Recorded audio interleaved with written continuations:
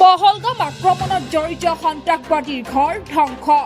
পহলগাম সন্ত্ৰাসবাদী আক্ৰমণৰ ঘটনাত জড়িত কেইবাজনো সন্ত্ৰাসবাদীৰ ঘৰ ধ্বংস কৰে নিৰাপত্তাৰক্ষীয়ে।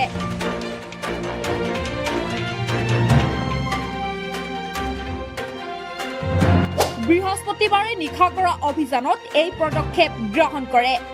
জানিব পৰা মতে কাশ্মীৰৰ এই যুৱককেইজনে পহলগাম কাণ্ডৰ বাবে প্ৰয়োজনীয় তথ্য সন্ত্ৰাসবাদীক দিছিল। পহলগাম সন্ত্ৰাসবাদী আক্ৰমণৰ ঘটনাৰ পাছতেই হস্তম হৈ উঠিছে নিৰাপত্তাৰক্ষী।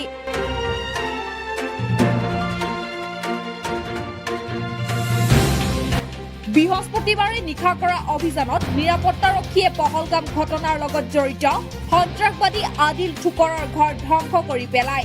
আদিলৰ ঘৰত বিপুল পৰিমাণৰ বিস্ফোৰক সামগ্ৰী উদ্ধাৰ হৈছে। আদিলৰ ঘৰত বিপুল পৰিমাণৰ IED ৰখা হৈছিল।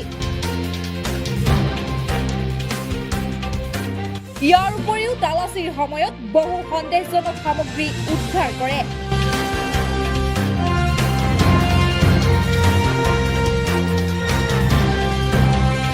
যাৰ বাবে বিস্ফোৰণ ঘটোৱাৰ সিদ্ধান্ত গ্ৰহণ কৰে নিৰাপত্তাৰক্ষীয়ে। এই বিস্ফোৰণ ইমানেই ভয়ংকৰ আছিল যে আদিলৰ ঘৰ সম্পূৰ্ণৰূপে ভাঙি যায়। News desk report, the light news.